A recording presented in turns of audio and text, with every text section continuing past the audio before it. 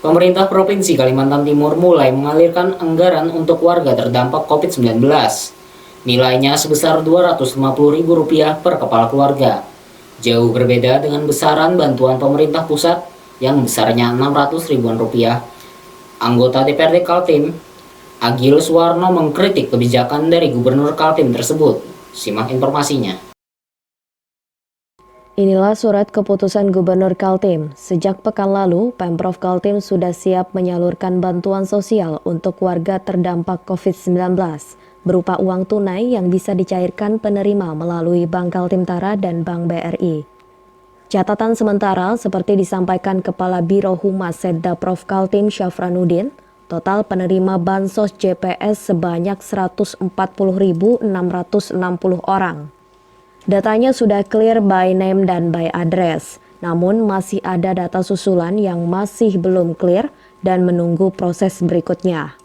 Kebijakan Pemprov Kaltim ini mendapat respon dari politisi PDI Perjuangan Agil Suwarno.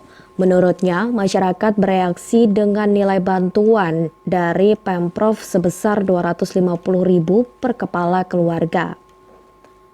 Jumlah itu jauh dari bantuan yang dananya bersumber dari APBN maupun APBD kabupaten kota, yakni sekitar 600 ribuan per kepala keluarga. Kita tahu bahwa anggaran COVID itu secara menyeluruh awalnya disampaikan 388 miliar.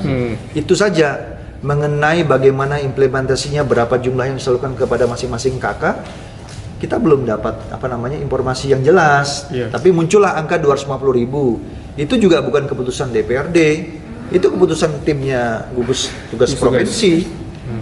Nah, mengenai layak tidak layak, setelah kita kunjungan ke daerah, ternyata hampir sebagian besar menyatakan itu tidak layak angka 250.000 itu. Pemprov Kaltim merapal bantuannya untuk 3 bulan, jadi setiap warga terdampak yang tercatat namanya sebagai penerima, menerima bantuan langsung tunai sebesar Rp750.000 terhitung mulai bulan Mei, Juni, dan Juli.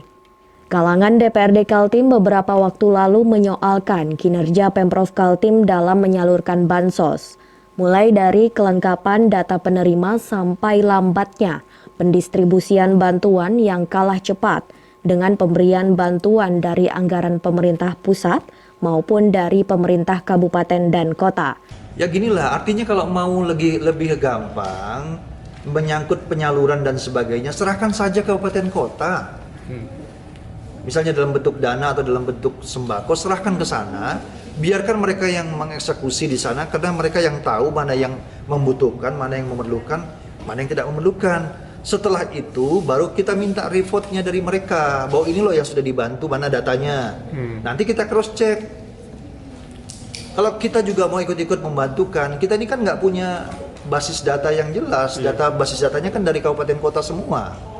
Kalau provinsi yang mau membagi pasti tidak akan bisa cepat juga. Karena memang kita nggak punya data itu. Yang punya data itu kan orang kabupaten kota. Tim Kaltim TV melaporkan. Demikian Kaltim Update kali ini. Jangan lupa untuk terus mengikuti channel YouTube dan fanpage Facebook Kaltim TV. Saya Fikri Wardana, pamit undur diri.